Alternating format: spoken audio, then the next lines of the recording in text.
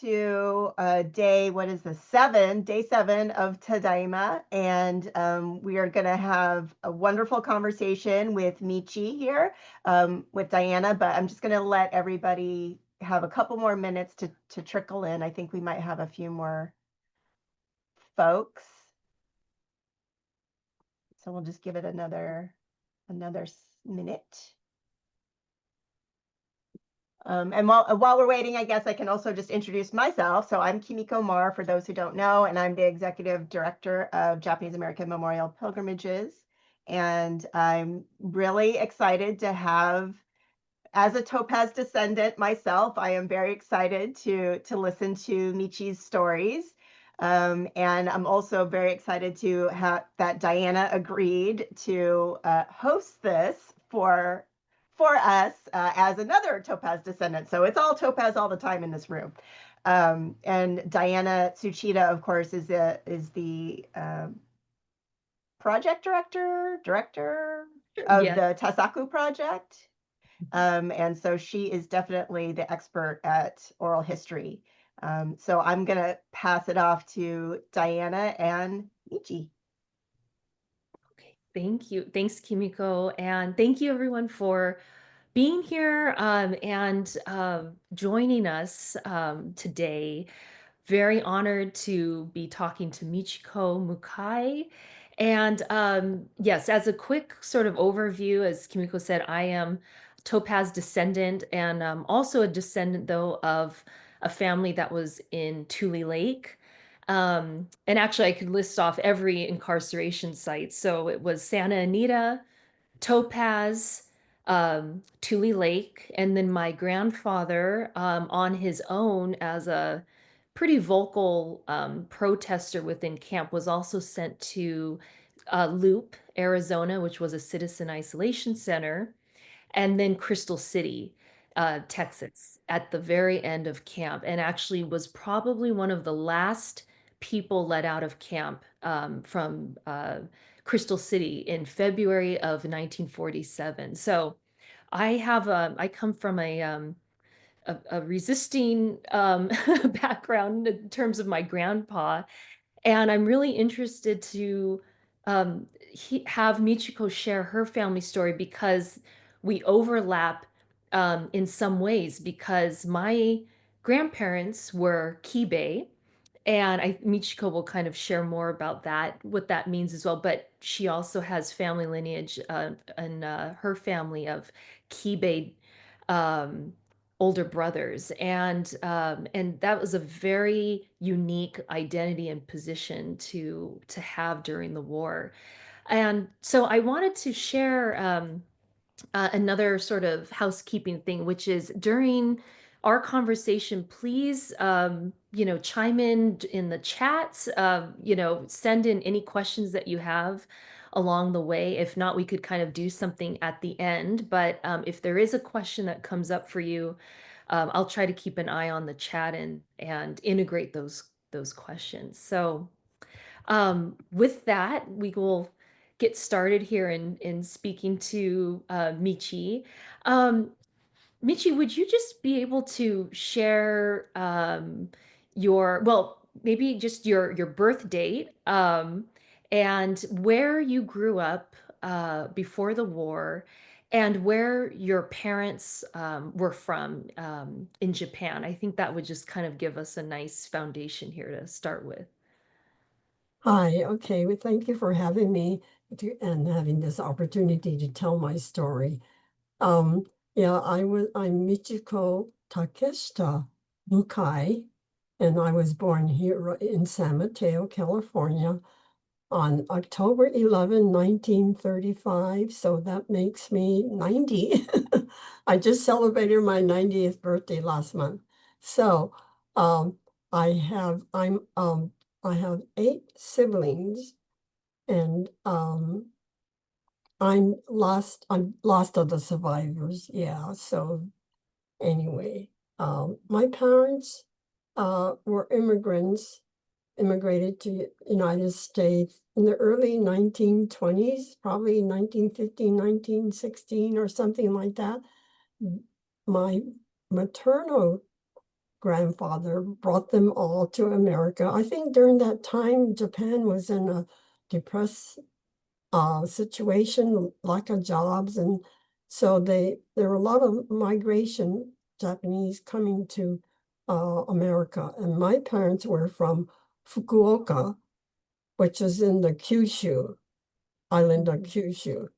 So my father was born in 1898. So, but when he was a teenager, probably around 17 or 18, he came to America with his father, and then the father went back, and then my maternal grandfather came to Japan around the same time, and my mother was the oldest, and she had 3 younger siblings.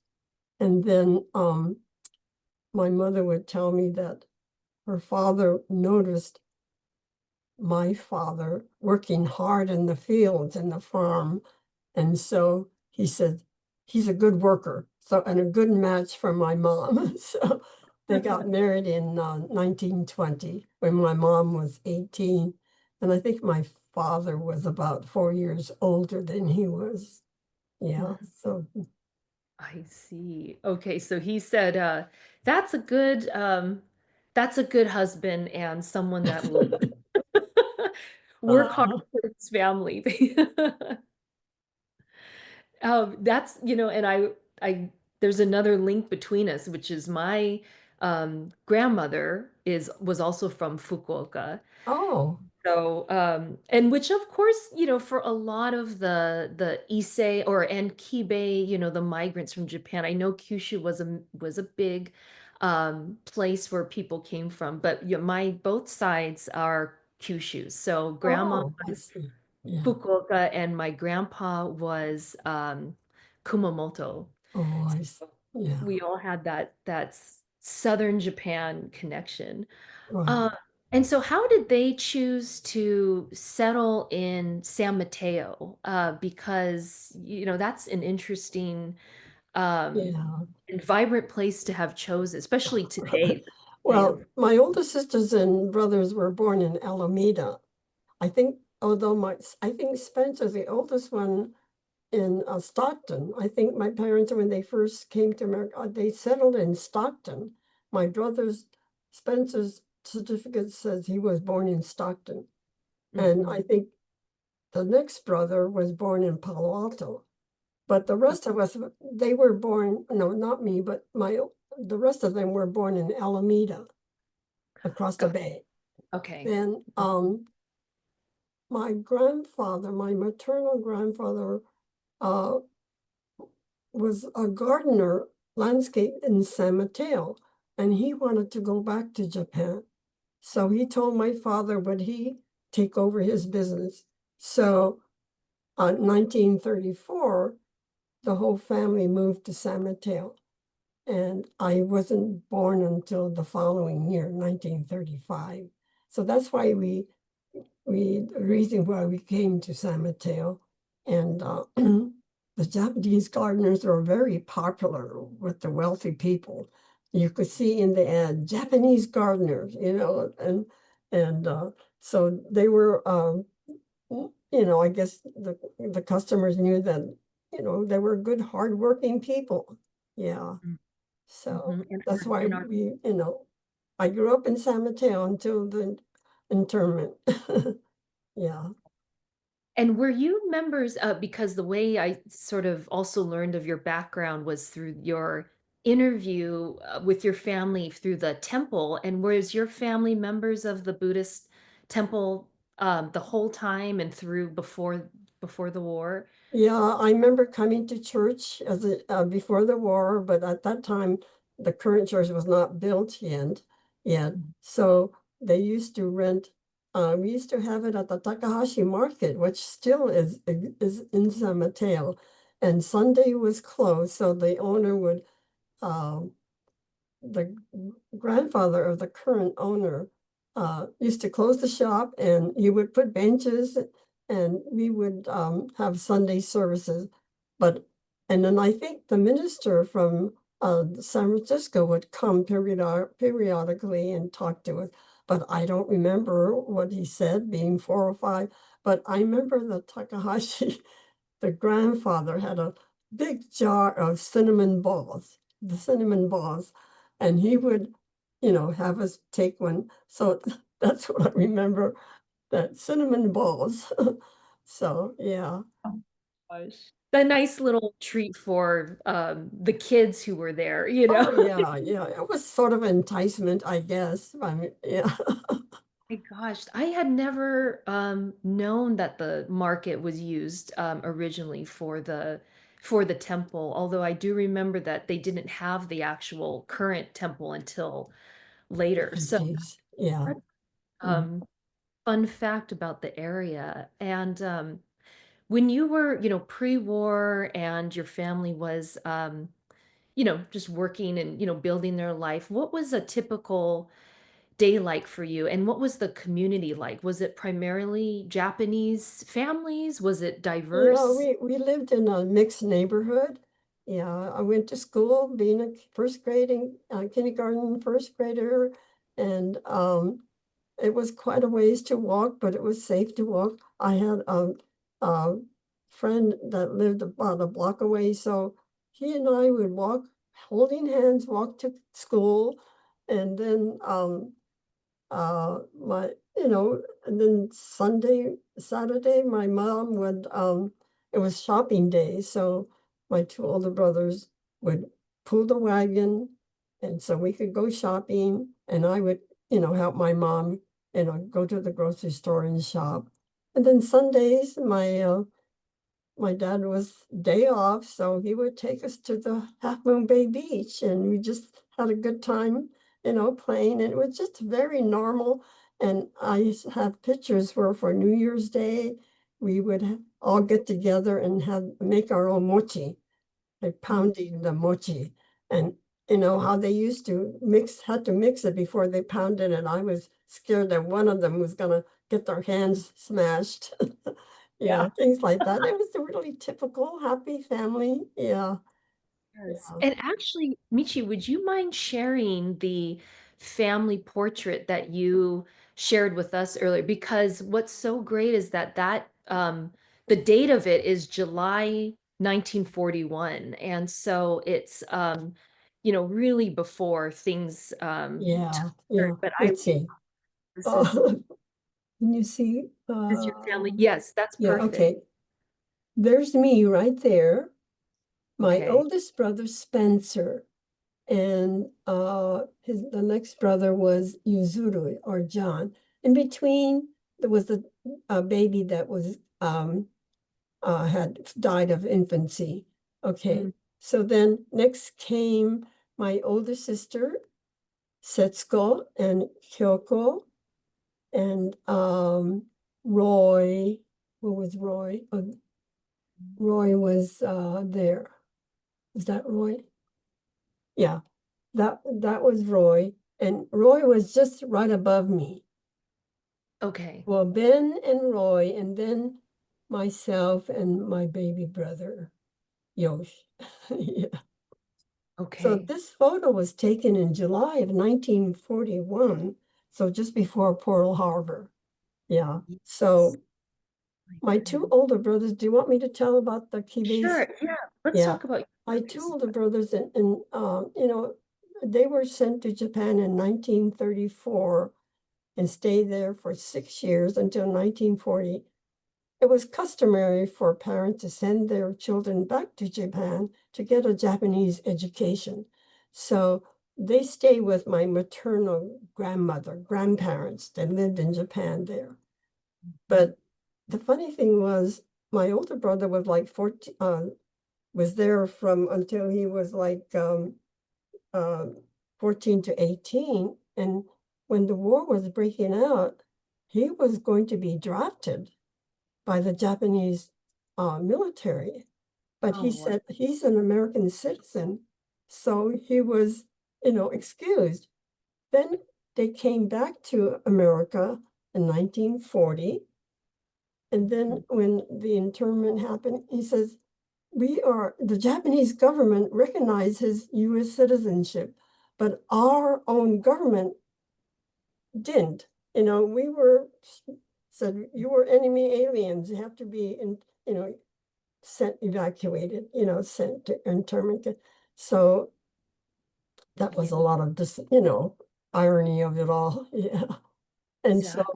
yeah, so this photo was taken just before Pearl Harbor. Yeah, we were all dressed up. So whether there was some rumors that the rumors, maybe it was a good time to take a family photo because we didn't know what was going to happen. Yeah.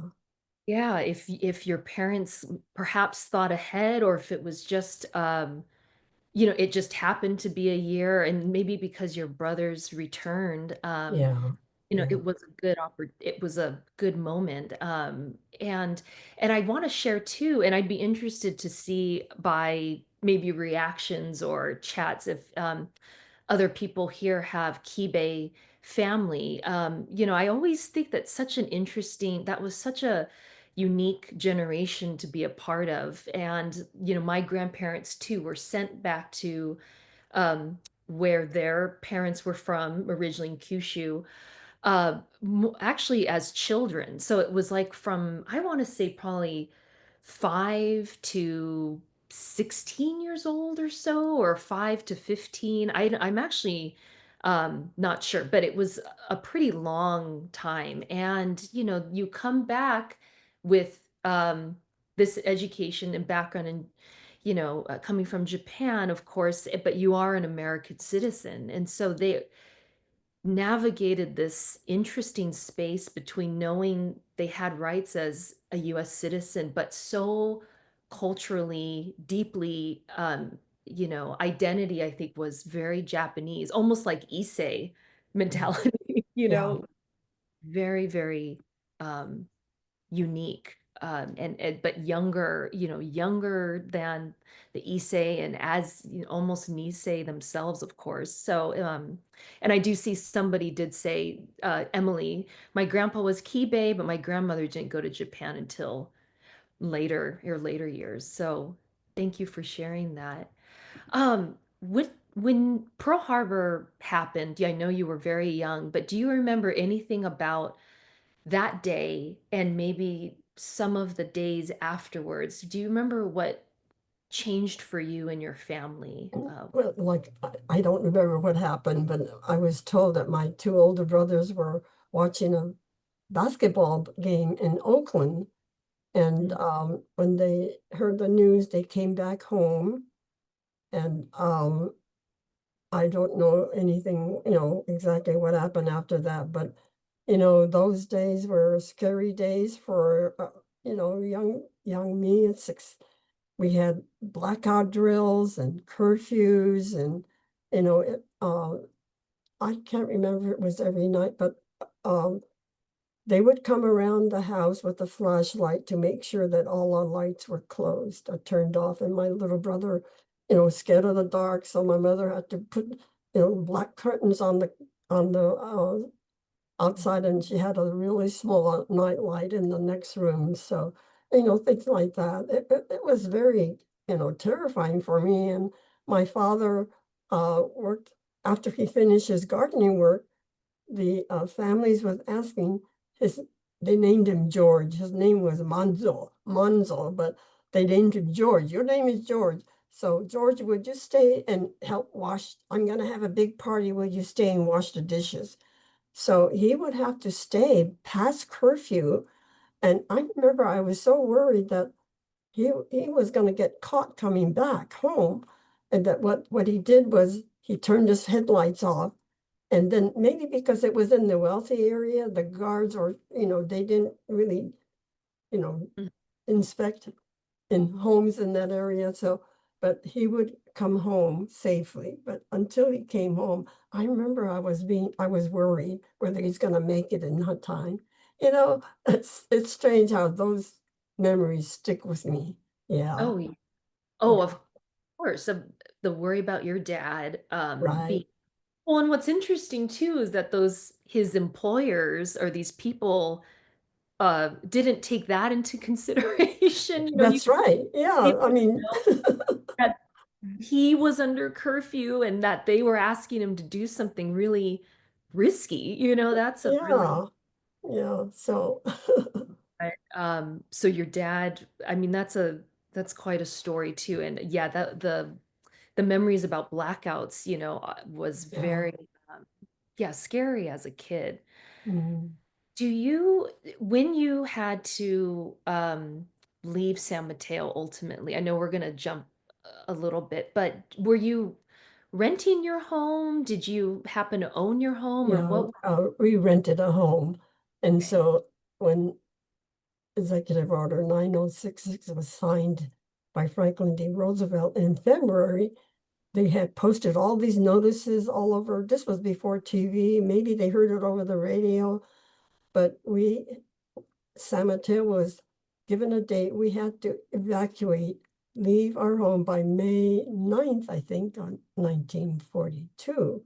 And so my parents had only 2 months to clean up, get rid of everything they can, and anything worth. And my father had just bought a new car, a Nash, and that was the car we went to the Half Moon Bay with.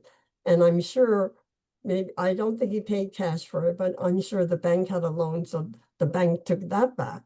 But any other things, whatever we couldn't take, my father built a huge bonfire in the backyard, and anything we couldn't take, anything related to Japan culture, being my older brothers with Japan, he brought home pictures and a lot of Japanese artifacts, and all that had to be burned. And I remember there was a huge bonfire in the backyard, and my older brothers and were, had tears in their eyes because all their favorite things had to be burned.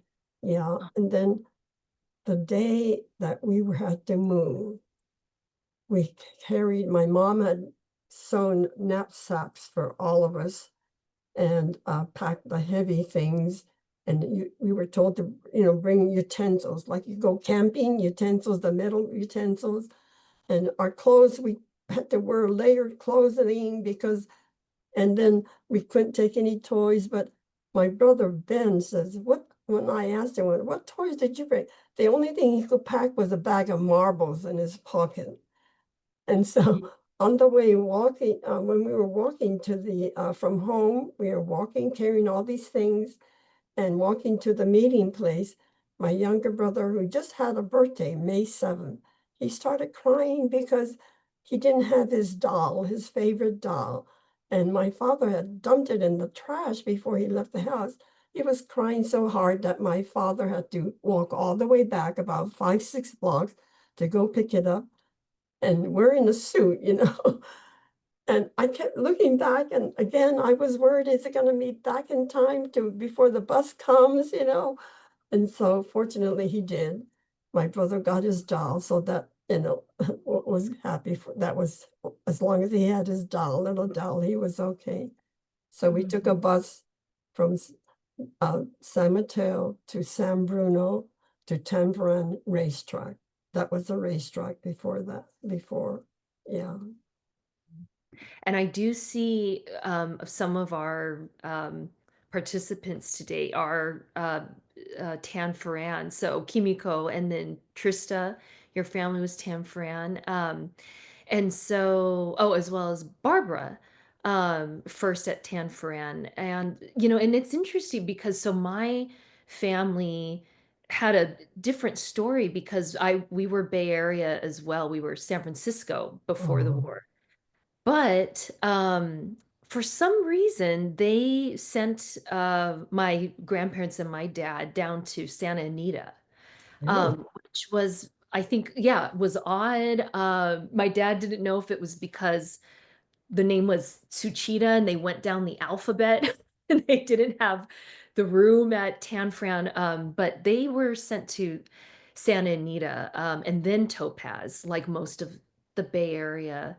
Well, anyone, influential leaders, Mhm. business owners, and any Japanese community leaders, the FBI picked them up. They picked them up, separated them, picked them up, and incarcerated them in other states, like what you're, yeah. And Mhm. so that's what they did, yeah. Exactly. Oh, it was awful. And of course, as we know, that they knew where all the Japanese families were living. I mean, December 7th, the same day, so many of the dads were able to, or I'm sorry, so many of the men of the family were arrested and taken away. And like you said, business owners, and community leaders. And so, they were, um, ready to descend on the community, and it was just, you know so scary and awful. And your family of 8 was together. Thankfully, everyone was traveling together. um how long were you in Tanforan, and what was and then when did you eventually move to Topaz, and do you remember what it was like to Yeah. travel? Well, we were in Tanforan from May to September. And I remember the first thing we got there, they gave us this huge black bag and says, go to that pile of hay and stuff it in the bag. And that was going to be our mattress. And then the racetrack, there was we played in the grandstand. And I don't remember going to school then, whether the school was established, but I remember I was watching next to the grandstand while my brothers were playing in the grandstand. I was peeking through the cyclone fence. I could see the cars passing by, and I could see the Golden State National Cemetery right beyond that. And then the guard from the watchtower yelled at me and said, "Get away from the fence." And I was so scared. He was pointing a rifle, and I said, I remember running to the grandstand to look for my brothers. And, you know, we were there, like I said, for 4 months. And then in September, we were sent to Topaz, Utah. Yeah. Mhm. Mhm. And at that time, as we were leaving the city, we couldn't, we had to pull the shades down. We couldn't see where we were. And until we went out of the city limits, and all you could see was desert. It took about three days trip, I think. Yeah. My goodness. I mean, and I mean, that was an arduous, difficult um, train ride and trip I mean, do you remember anything about, the train itself and how, the atmosphere was, and, anything you recall about? Well, as a kid, oh, we had to go to the dining area and sit down and have a nice meal and tablecloth. That was sort of neat. But Topaz was the barracks was better. And oh, I never forgot to mention that in Tanforan, our family was 8 of us and went to, so we had 2 rooms in the barrack. But my aunt and uncle only had 2 kids, so they lived in the horse stalls. And we wanted to go visit them, but they said, no, don't come yet because they're still stinking of manure. They had to wash it down more with bleach, you know. Um, and how they lived in those stalls is just, uh, you know, unbelievable. But in Topaz, the facilities, the barracks were nicer, but we had these huge dust storms. And I remember going to school and I had to wrap a bandana tied in the back because of these dust storms. And then you could see the bumbleweeds, and then and because the barracks and rooms were not airtight, they were in the window sills, you'd see about an inch of sand, on the inside window sill. And during the winter time, it snowed, and that was a good, first time, seeing snow and playing in the snow and everything, coming from California, San Mateo. But when the when the snow melted and turned to ice, I remember walking to school and I would be slipping with my rubber boots, and I would slip because the treads had all worn out. So I remember struggling and getting to school and slipping and this and that, those kind of things I remember. Yeah. Oh yeah, I mean, just the simplest things that you had to do, from going to school to going to the bathroom to eating in the mess hall. I mean, everything was such a difficult chore, right? It was a drastic change. But I'm glad it happened when I was a kid because you sort of, you know, we were pretty resilient, but it was hard for my older brothers and sisters. My sisters were in their teenage years and going through puberty and no, the bath toilets were no cover or anything. So my brothers told me that, yeah, they used to find cardboard box and try to, help in the women's section to tape it up or something to have some privacy. But later on, I think the ladies finally uh, uh, made curtains, yeah. So that helped. Do you remember your parents having a any kind of conversation with you and your siblings about uh I don't know what was happening, or did they ever have some kind of talk that you remember, between them? I'm just curious kind of what how your parents were doing during this time and Yeah, in your I think my parents kept what they were concerned to us children. Yeah. Uh, I don't remember what they might have discussed, but I'm sure, you know, what are you going to do? We were in the situation and we just had to make the most of it. And in Topaz, my father worked as a carpenter and to build a high school in Topaz. So he was able to bring a truck home.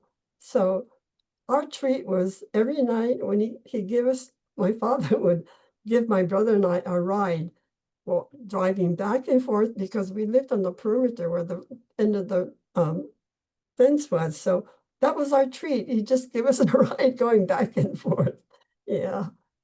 well, for your dad to be given a truck to use. Yeah, yeah, they gave him a truck to bring home, so he must have been, pretty high up to be able to drive a truck home.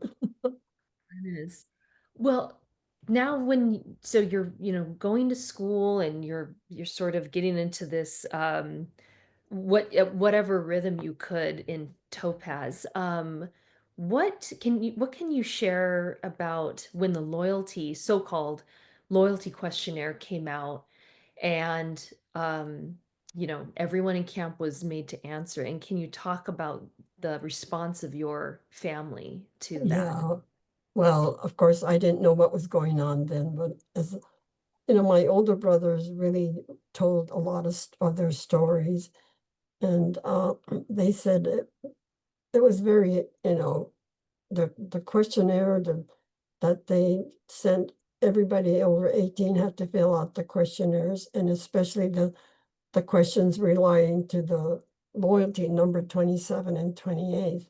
Are you going to be loyal to the emperor? Are you going to serve in the military? That kind of a thing.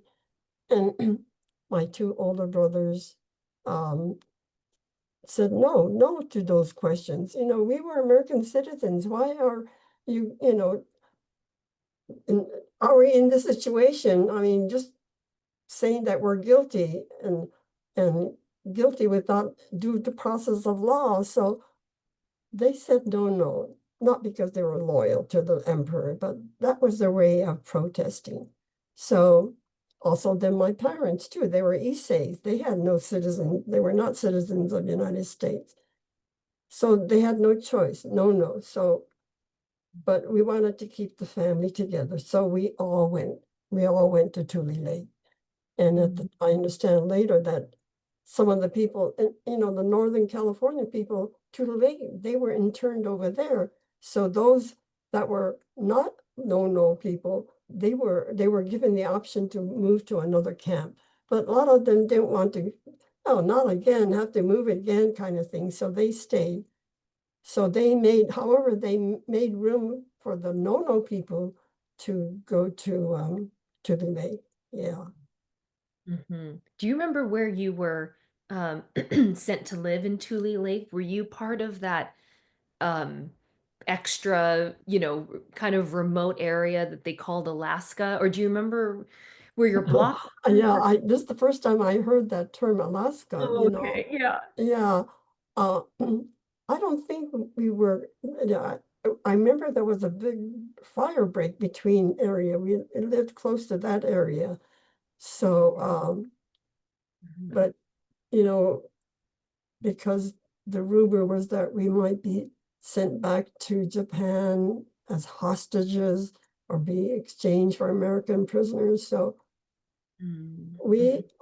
my family went to a Japanese school. There was English school as well, but my family thought, wow, we better get more intense training, learn how to speak Japanese. So we went to a Japanese school, and this school was very strict, very intensive. But I remember we could no longer speak English. And among our friends, if we were caught speaking English, they could pinch us. So it was like a game, you know. And so here we went to Japanese school for 2 years. I was there. And like I talked earlier, that it was hard for the older students, my older brothers and sisters. And if the teacher would walk around with a cane, if you gave the wrong answer or was disobedient or this and that, he would hit you on the head. Imagine hitting you on the head, you know. So my sister Kyoko that just passed away 2 months ago, that stigma against she had just so angry at this particular teacher. And for years and years, even as an adult, and one day when my brother next to me passed away, his funeral was in San Mateo, and this teacher lived in, well, I won't say where, he passed away now, but because he was a good family friend, he came to his funeral, and my sister blurted out, I remember you, you're the teacher that hit me and all. And Oh, so, you know, oh, so this was, as an adult, she was married and had kids. And so then my brother, the second brother that went on to college and went to Ann Arbor, Michigan, he said he happened to be there with my brother's funeral and he witnessed all this happening. So he told my sister Kyoko, I think, why don't you go to to the lake pilgrimage? So to you know, get all that off her chest. So my sister and I went to the one in July of 2000. Yeah, and to go back and see where we used to live and this and that. And on the program, they would have a discussion, open discussion, and anybody that wanted to talk about their experience. And my sister was so brave talking in front of everybody in the gym what she had experienced and about the strict ritual, Japanese school that she went. And then at the end, she says, did anybody else experience that? And no one said anything. And so almost like they didn't believe her that this has happened. But we were told not even after coming out of camp, we were told that don't tell people that we were in Tule Lake because we were labeled as disloyal, even among the Japanese community. So no, don't say we were in Tule Lake, you know. So she kept it to herself until we went to the pilgrimage and she blurted out all that happened.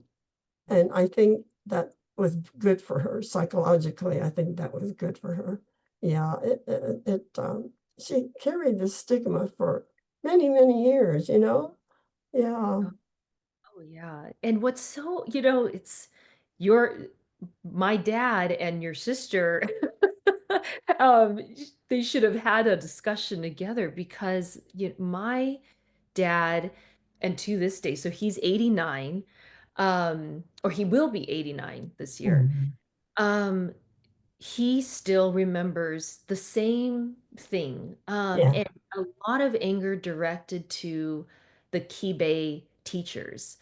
And because of how, mean and strict and very hard on the kids they were, and prepping them for a life in Japan. He even remembers or tells me this story that they were trying to train the kids to fight with sticks or something, some kind of weapons that kids could use. And just in case the Japanese army did come into Tule Lake or into the camps and help to free the Japanese Americans. Yes.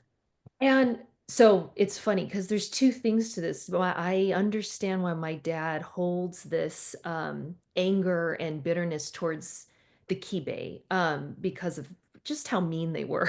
It was pretty Yeah. bad. But when you become as I've gotten older and you think about what that was like in camp and being incarcerated, I totally understand the perspective of what these Kibe community members were trying to do. They were so angry at the US government.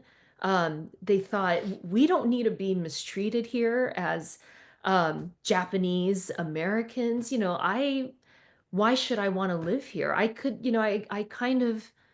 I definitely understand why they were panicking to get kids and students ready to go back to Japan, to give them the language skills and whatever skills they needed. It's not that it was the right method, but I understand the urgency of what they were trying to do, to prep them to go back. So that's Mhm. my personal perspective. Yeah. You know, During one of the experience that I found this out later, that the FBI picked up my brother Spencer. We were having a field day in the competition, and races and things.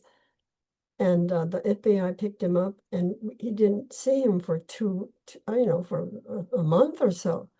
So when my brother Ben, when he served in the army, he was on MIS and sent to Japan as an interpreter. And so he had a time to visit my brother Spencer. I says, by the way, what happened to that time that you were picked up and by the FBI in Tule Lake? And he said, they blindfolded him, put him on like a line shooting, line blindfold, and he could hear the rifle clicking, and with no bullets, of course, but they were treated like criminals. This was to, behave or else. And because he was one of the teachers of the Japanese school. So after that, they let him go. But, that must have been a really frightening experience for him. He never talked about it. He only talked about it and told Ben when Ben asked him, what happened to those time? Yeah. yeah. But, going on, he came back to America. He got his citizenship back. And the government realized that his citizenship was taken away unjustly. So he came back to San Mateo. Yeah. And by that time, he was married, a Japanese girl, and had a one son. Yeah. Oh, wow. Okay. Maybe I'm getting ahead of myself, but No, it's interesting. And actually to go back to you have so many threads of your family story, but once your family was in Tule Lake and then the war was ending, were you almost well, what made the family decide to stay, yeah, not go back? Because yeah, some my families, Spencer took the first boat back to Japan, but he immediately telegraphed us, says, don't come back.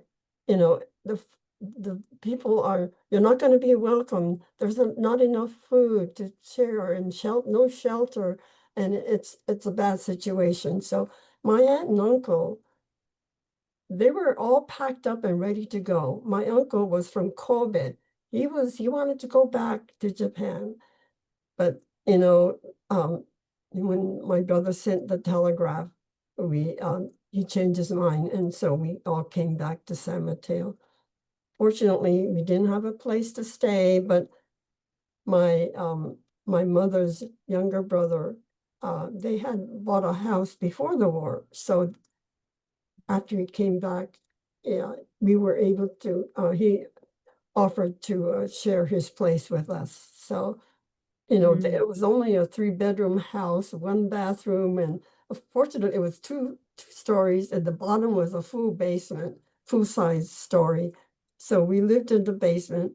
The laundry tub was our kitchen, things like that. So we lived there for 3 years until we had enough money to put a down payment on the house. But each of the older sisters, they got whatever job they could. My older sisters worked as schoolgirls, working for work, I know, a nanny at the wealthy families, and then during the week, they would, go to high school. Then weekends might be their day off. And even my brother Ben too, he worked for a family. And so my brother right above me, he delivered newspapers on the bike and things like that. So, they all, did some kind of a job, whatever they could. Yeah. I mean, the times that, or the sacrifices that they had to make, right? And as teenagers, I mean, it is very, very hard, and you really appreciate, how difficult that was, as a young person and doing what you had to do. That little sound is my 18-month-old opening the door. Yeah. Oh, yeah. She's trying to sneak in here. Which is another thing that, since, side note, is just since becoming a mom, let me tell you that I mean, understanding, or actually not understanding, how moms did what they did in camp. I mean, thousands of women, right? But just how you manage to raise children. Yes, it's amazing. Yeah. And yeah, as I became a parent too, it says, how did my parents manage all that? You know, Yeah, and exactly. and young mothers with little babies, at least my family was, well, my youngest was 3, but he was out of diapers. But if you have babies, infants, and diapers, and where do you get all the, formula, and things like that. So many, on the, how do they manage it? And it's just mind-boggling. It Yeah. is. It really is. With the weather conditions and what the bathrooms were like. I mean, you could barely call those bathrooms. It's just, it's incredible. And I just gained this enormous appreciation for, I mean, what the women really went through Yeah. to raise children. And I wanted to, you had, in your other oral history that I referenced, you talked about some of the challenges that you faced when you came back to San Mateo and you had to start school again. Can you share that experience with us? You Because it's, know, growing up, I have faced no discrimination. We went to school with all kinds of, friends, but coming back was a shock. Coming back to civilization and especially, we came back in September. School has already started. My older brothers were able to go to another school, but they didn't have room for me and my younger brother, who was going to be a kindergarten. So I had to go back to the same school that I left. And I had a good friend who was, instead of being in the 5th grade, I was, back to the 3rd grade because I forgot all my English. Her name was Louise, and she even was so nice. She even wrote a note to me while I was in Tanforan, but my mom says, no, don't write back. So, but I didn't even contact her. I couldn't make eye contact her. I was so shy and, low self-esteem, and ashamed of what had happened. But so it was hard getting back to civilization, so to speak. And, you know, neighbors walking by, oh, this is where the Japs live. And, like I said, I never faced discrimination until I got back. Yeah. yeah. And growing up, being 2 years behind school, that stigma stayed with me all through high school. And although I got new friends, I have a good friend, my first friend I still, have today, lives in nearby. We go to church and we reminisce about old times. But, in high school, I told my counselor, I want to graduate as soon as possible. So I went to summer school and this and that. And so I only graduated about 6 months, ahead of the others. But I was 19 by that time. And my father had died when I was a junior or something. And all my other brothers, they all, went to college. My two older brothers served in the Korean War, so they went to college on the GI Bill. My sisters had already gotten married. So it was just, college was not in the picture. I had to go to work. So I had taken business course. So I had a cousin that worked for Pacific Telephone and Telegraph in San Francisco. So I couldn't find anything in San Mateo. So I says, what did she'll help me. We took the train and went to the employment office and I got a job. I took the typing test and the stenography shorthand test and I got a job. And so, but that was the time I really blossomed. You know, and it was the best thing for me working in San Francisco from a little, San Mateo and taking the train to the big city and Yeah. yeah, it was the best thing for me. Yeah, I worked there for, number 8 years Oh, okay. until, yeah, so. Was it right kind of in the financial district? Where was Yeah, your right down in the financial district on Montgomery Street. Yeah. Um, and I started out in the steno pool, but then I worked my way up to become a secretary to the college recruiter. So we were busy. I was the only person doing all the work and typing and this and that. So I worked there until I had my first son, and I took at that time when you were 6 months pregnant, you had to quit. So, well, I took a leave of absence. Yeah. uh, So after that, I eventually, after my 6 months leave, resigned and became a mom, raised two sons in San Mateo. Yeah. oh, wow. Now, I want to ask this before and I encourage if anyone wants to think of a question they'd like to ask Michi or type it. But I do want to ask you about receiving your redress and the apology letter. And so first question is, your reaction to that when you received it. And then was your mom still alive at that time, or was she able to know that the redress Age. happened? Uh, she passed away in 1982, so I can't remember when I got the redress. Yeah. Yeah, it would have But been. we all got our redress and we all got our redress.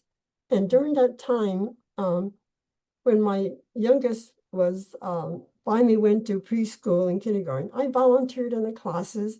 And so when an opening came, when he went to the first or second grade, they had a teacher aide, and the teacher aide they had at that school had passed away. And my son's kindergarten teacher knew that I was taking courses at the community college about early education because I always wanted to be a teacher.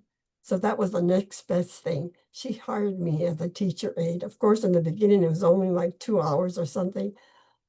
So it was another good thing that happened in my life as I became a teacher aide and I got all the summer holidays off. And in the meantime, my husband um, worked at the United Airlines in the maintenance base.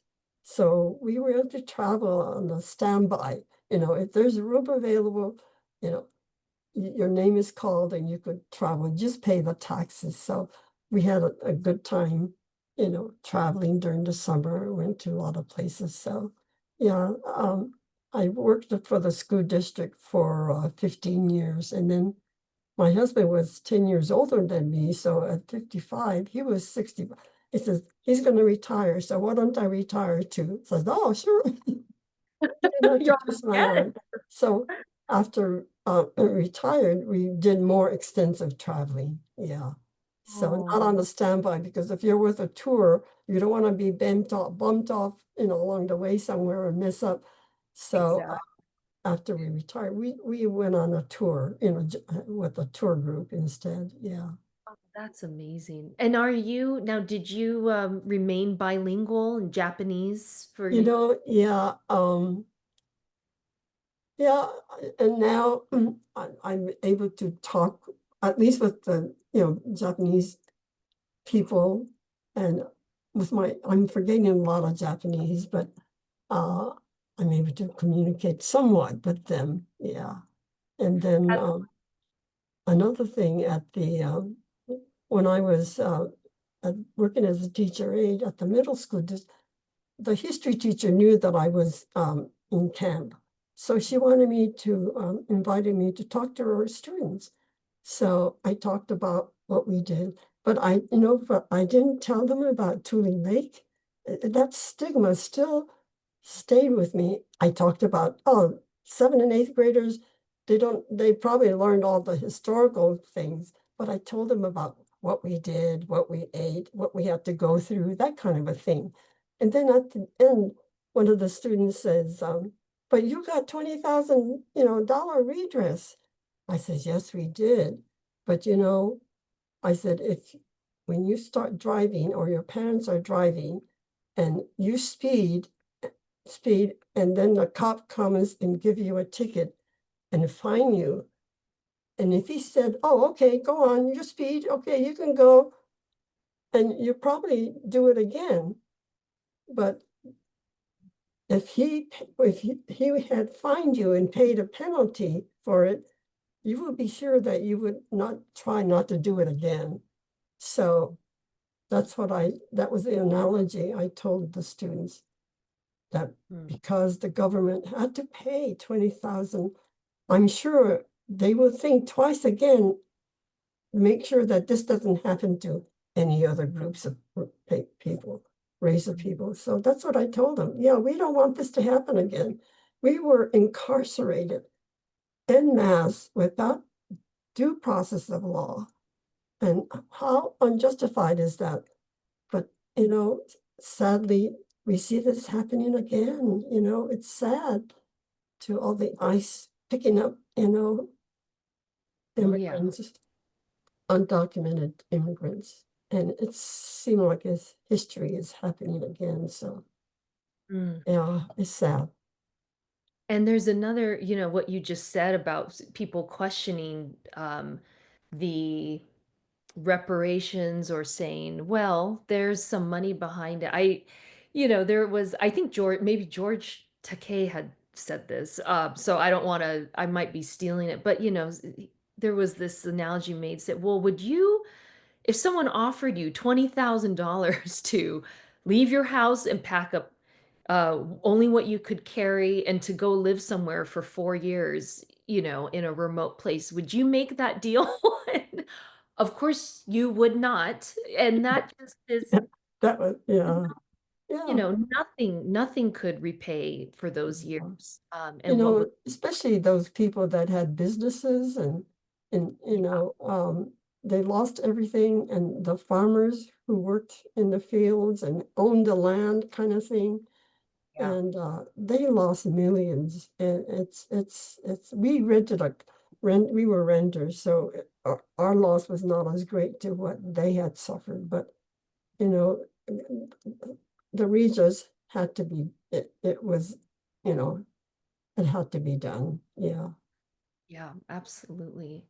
Does I'll pause here just to see if anyone here would like to unmute and ask maybe a couple of final questions. We're at our hour mark, so I just want to be aware of the time and just see if there's anyone who wanted to ask a question. I thank you for everyone who was sharing where their families were, um, and where they, you know, sort of were sent to. And we have people who are in multiple areas: Tanfran, Topaz, Tule Lake, Santa Anita, Post and Tule Lake, and Crystal City, Sharp Park.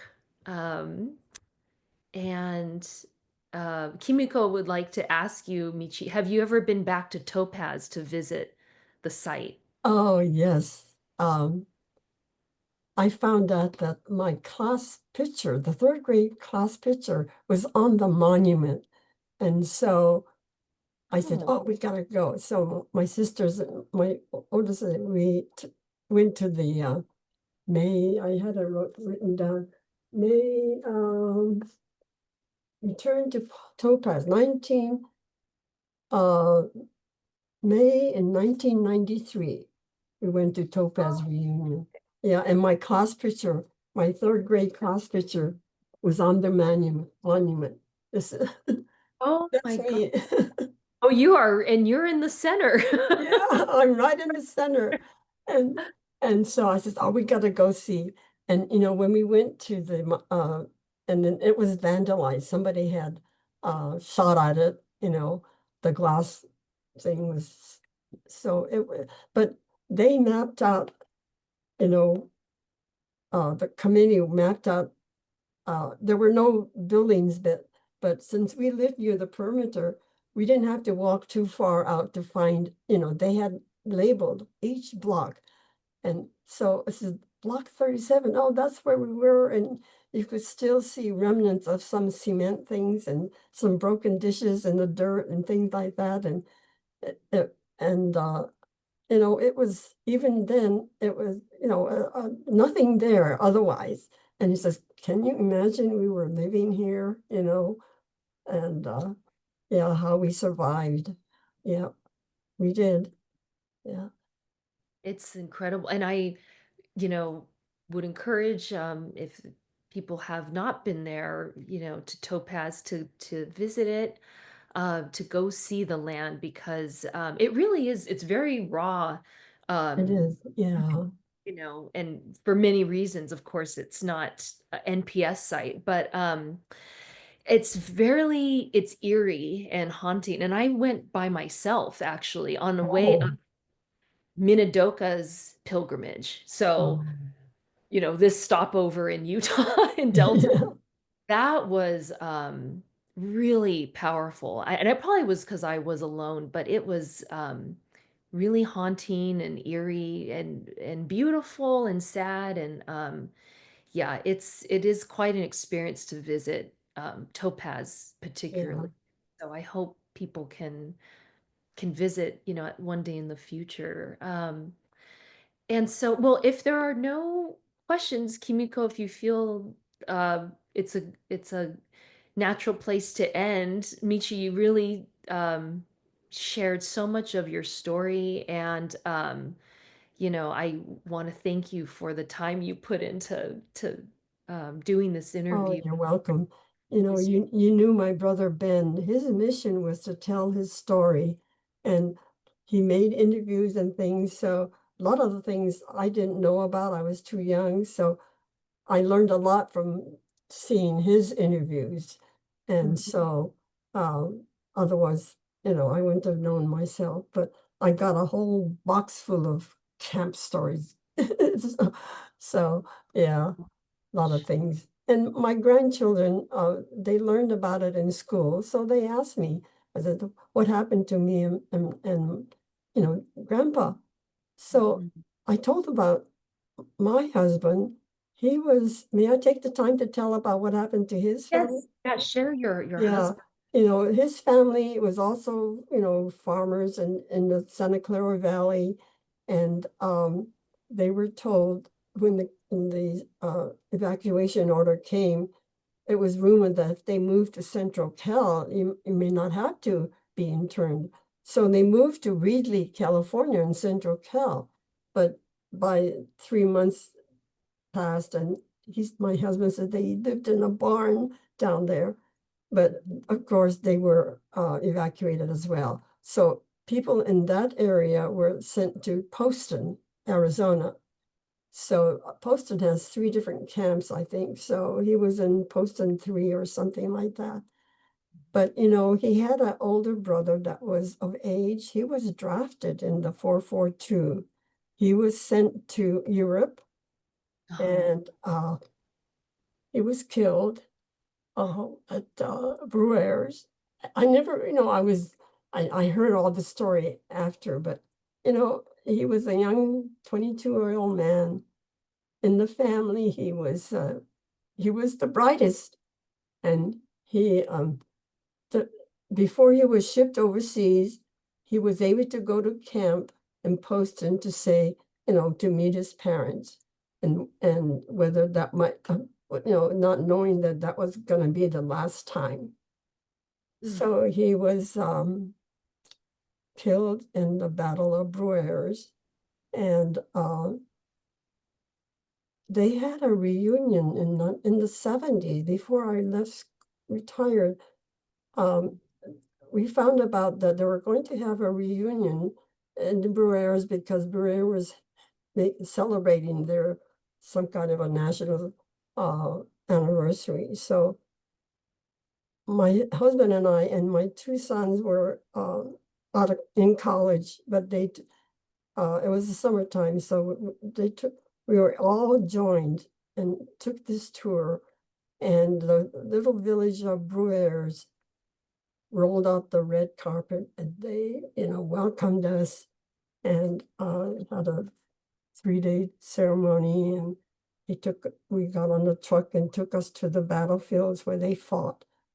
And then he's buried in Epinal, an American cemetery in Epinal, because the family, his family after war ended, they had no place to come back to.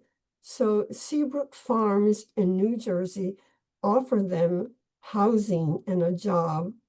And so Seabrook Farms were one of the original frozen food, you know, packaged frozen foods.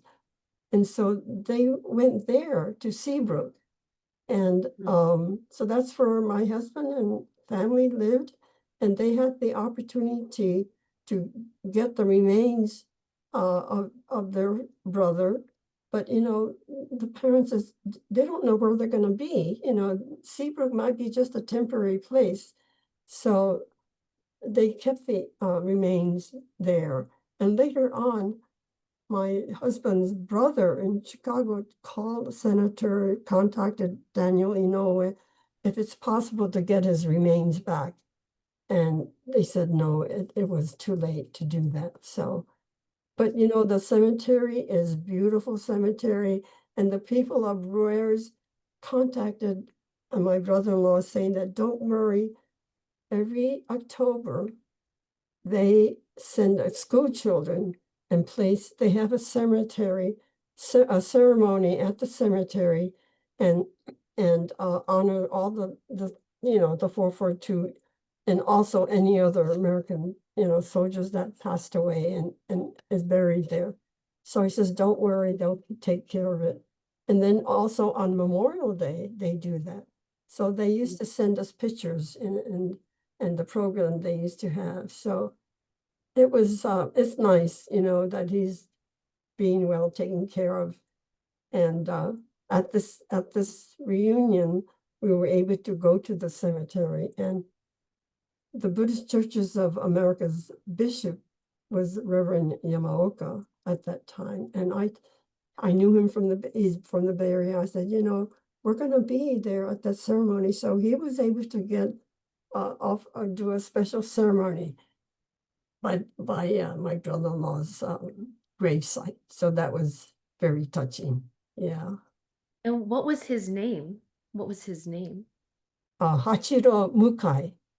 Hachiro Mukai. Okay, I wanted to Yeah, have so his name is when the Japanese American Museum, you know, they have names of all the people that was killed. And also at the National, they have a wall where all the 442 veterans were, you know, killed. So his name is up there too. I haven't seen it, but my niece was there for something, and I said, "Oh, look for his name," and so she took a picture of it. His name was there. Yeah.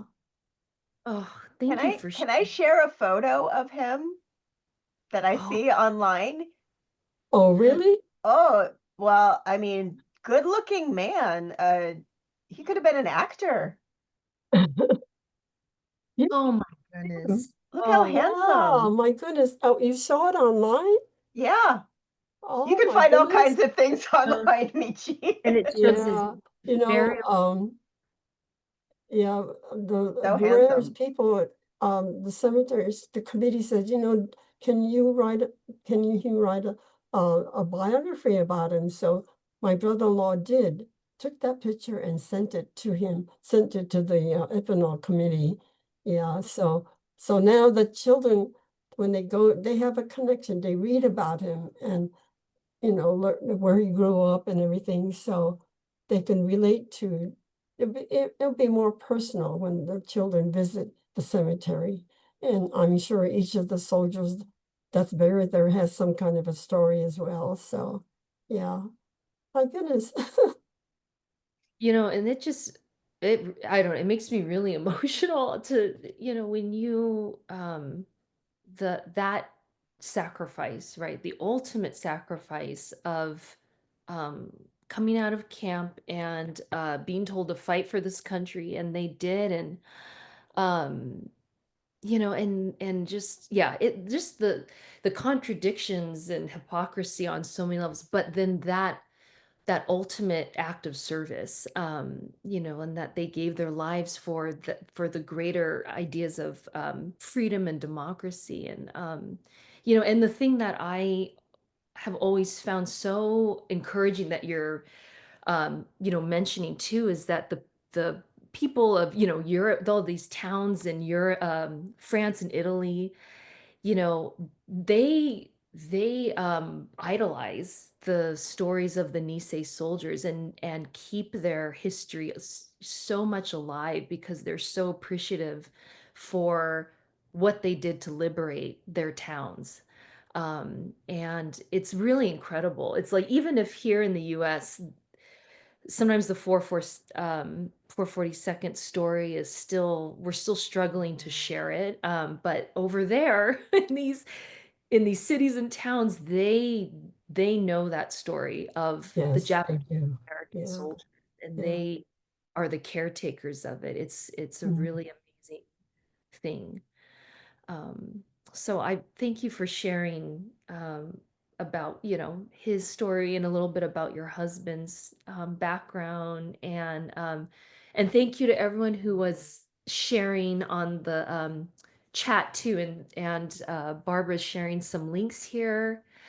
So I just thank you so much uh, for joining us today, everybody, and Michi for sharing your um, beautiful family history with us. And please continue to share your story much Yeah, as you. I guess it's up to me now, like my brother did, and that was his mission, to tell his story whenever he can. So since I'm the last survivor, as long as I'm able, and I'll do, when I'm asked, I'll share my story. So thank you, all of you, for listening. Appreciate it.